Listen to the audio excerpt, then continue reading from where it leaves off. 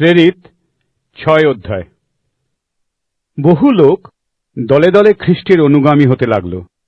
সেই সময় গ্রিক ভাষাভাষী বিশ্বাসীরা অপর ইহুদি বিশ্বাসীদের বিরুদ্ধে অভিযোগ করল যে দৈনিক প্রয়োজনীয় সামগ্রী বিতরণের সময় তাদের বিধবাদের প্রতি পক্ষপাতিত্ব করা হচ্ছে।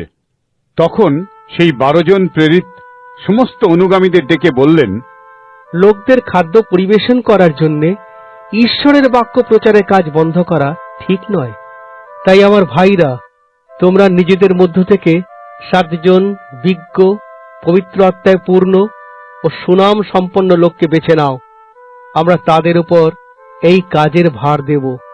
এর ফলে আমরা প্রার্থনা ও ঈশ্বরের বাক্য প্রচারের কাজে আরো বেশি সময় দিতে পারব। তাদের এই প্রস্তাব সকল বিশ্বাসীকে খুশি করল। তাই তারা এদের মনোনীত করলেন।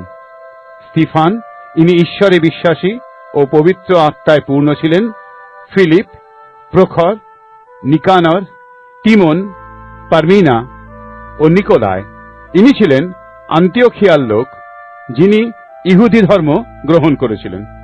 তারা এদের সকলকে প্রেরিতদের সামনে হাজির করল, আর প্রেরিতরা প্রার্থনা করে তাদের উপর হাত রাখলেন। ঈশ্বরের বাক্যের বহুল প্রচার হল, ফলে জেরুজালেমে অনুগামীদের সংখ্যা বৃদ্ধি পেতে থাকল। এমনকি যাজক সম্প্রদায়ের মধ্যেও একটা বড় দল খ্রিস্টে বিশ্বাস করে আনুগত্য স্বীকার করল। স্তিফান ঈশ্বরের শক্তি ও অনুগ্রহে পরিপূর্ণ ছিলেন। তিনি জনসাধারণের মধ্যে নানান অলৌকিক ও পরাক্রম কাজ করতে লাগলেন। কিন্তু ইহুদিদের মধ্যে কিছু লোক এসে স্তিফানের সঙ্গে তর্ক শুরু করল।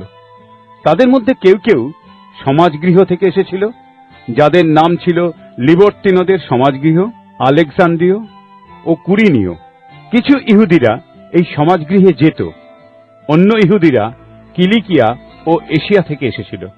তাদের সঙ্গে বিজ্ঞতায় কথা বলতে পবিত্র আত্মা স্তিফানকে সাহায্য করেছিলেন। তার কথা এত শক্তিশালী ছিল যে তারা কেউ তার সামনে দাঁড়াতে পারল না। তখন তারা কয়েকজন লোককে ঘুষ দিয়ে মিথ্যে বলালো, যারা বলল, আমরা শুনেছি যে স্তিফান মসীয় ঈশ্বরের বিরুদ্ধে নিন্দা করছে।